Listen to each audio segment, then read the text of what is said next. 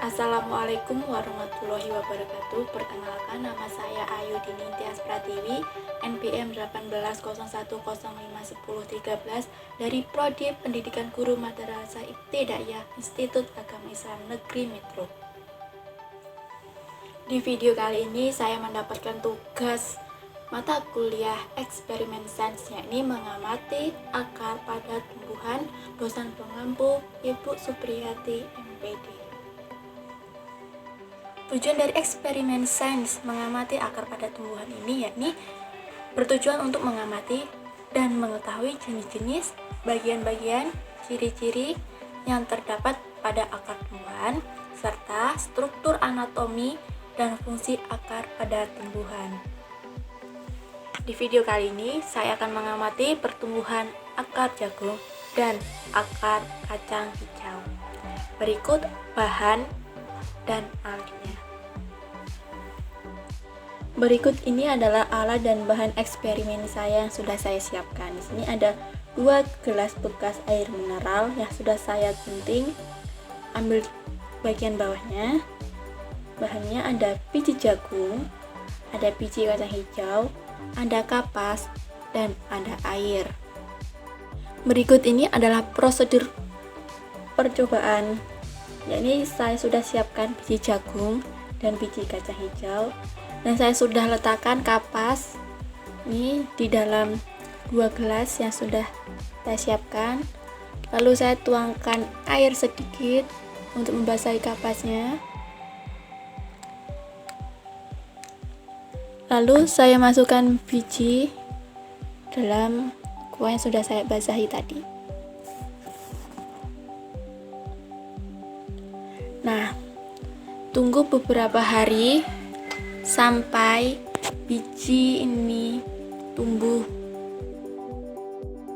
Nah, berikut ini adalah tanaman jagung dan tanaman kacang hijau yang sudah tumbuh. Mari kita amati bersama bentuk akarnya. Tanaman kacang hijau ini memiliki akar tunggang, yakni ciri-cirinya akar tunggang bisa kita temui pada jenis tanaman dikotil atau biji berkeping 2.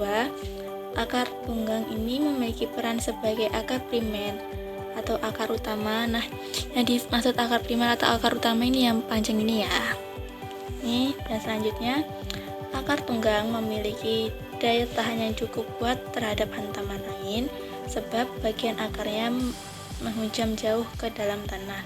Oleh sebab itu, tanaman yang memiliki sistem perakaran tunggang ini akan berdiri lebih kokoh dibanding dengan tanaman berakar serabut. Nah, contoh dari akar tunggang ini yakni ada di pohon jeruk, ada di pohon mangga, ada di kacang-kacangan seperti kacang kedelai, kacang hijau, dan lain sebagainya.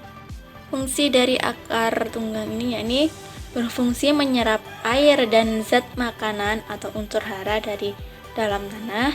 Yang kedua, menjadi penopang tumbuhan atau tanaman agar tidak mudah tumbang oleh hempasan angin. Dan yang terakhir, ini berfungsi sebagai organ atau sarana penyimpanan zat makanan bagi tumbuhan. Berikut ini adalah tanaman jagung yang memiliki akar serabut. Berikut ciri-cirinya. 1. Bentuk akar serabut menyerupai serabut. 2. Ukuran akar serabut relatif lebih kecil. 3. Tempat tumbuh akar serabut pada bagian pangkal batang. 4. Besaran setiap akar serabut condong hampir sama semua. 5. Akar serabut biasanya dimiliki oleh tumbuhan berkeping 1 atau yang disebut dengan monokotil seperti kelapa, padi, dan jagung, dan rerumputan. Akar serabut tidak tertancap oleh tanah terlalu dalam. Selanjutnya, akar berbentuk bercabang-cabang, dan sistem perakaran serabut lemah yang dapat menyebabkan pohon mudah tumbang jika terkena tiupan angin yang kencang. Nah, fungsi akar serabut adalah untuk membuat tanaman menjadi kokoh meskipun ternyata perakaran serabut tetap lebih lemah dibandingkan dengan akar tunggang. Fungsi lain dari akar serabut adalah untuk menyerap air dan zat-zat mineral dari dalam tanah menuju ke bagian tubuh yang membutuhkan. Selanjutnya ini akar itu ada beberapa bagian, di antaranya ada pangkal akar atau leher akar yang merupakan bagian akar yang bersambung dengan pangkal batang. Selanjutnya ada ujung akar, yakni bagian akar termuda terdiri dari jaringan-jaringan yang masih dapat mengadakan pertumbuhan atau disebut jaringan meristem. Selanjutnya yakni ada batang akar, yakni bagian akar yang terdapat di antara leher akar dan ujung akar. Selanjutnya ada cabang-cabang akar.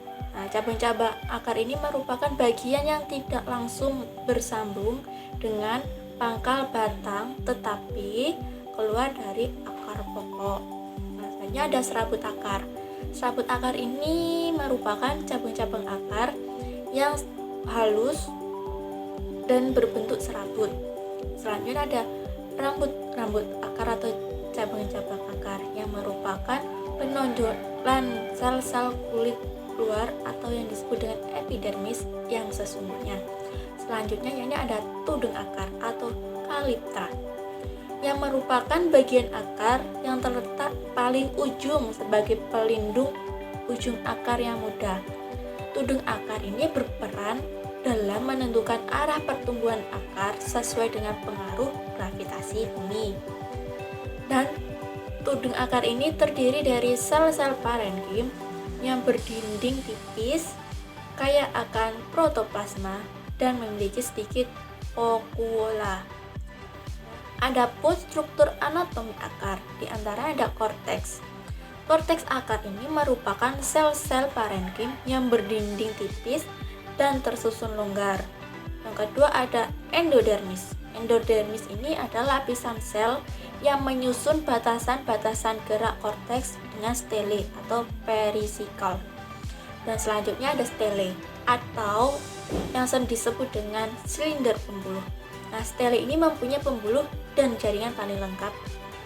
Dan selanjutnya ada epidermis. Epidermis ini adalah jaringan penting yang terletak pada lapisan terluar.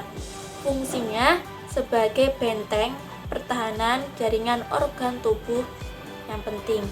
Jaringan epidermis ini tidak memiliki lapisan lebih dari satu. Maka dari itu, jaringan epidermis ini tumbuh terdapat kutikula. Selanjutnya yakni fungsi dari akar. Nah, akar ini memiliki fungsi yang diantaranya menentukan posisi tanaman dan memperkuat berdirinya tumbuhan. Yang kedua yakni menyerap air dan unsur-unsur hara yang terlalut di dalam tanah. Selanjutnya ini tempat penyimpanan makanan, dan selanjutnya membawa air dari dalam tanah menuju batang. Dan yang terakhir yakni pada beberapa tanaman sebagian berfungsi untuk fotosintesis maupun respirasi. Itulah penjelasan dari penelitian akar pada tumbuhan. Semoga bermanfaat. Saya mohon maaf apabila ada kekurangan dalam menyampaikan informasi. Saya akhiri. Wallahu muwaffiq lil aqwamit thoriq. Wassalamualaikum warahmatullahi wabarakatuh. See you. Jangan lupa subscribe, like, comment, and share channel aku ya. Terima kasih.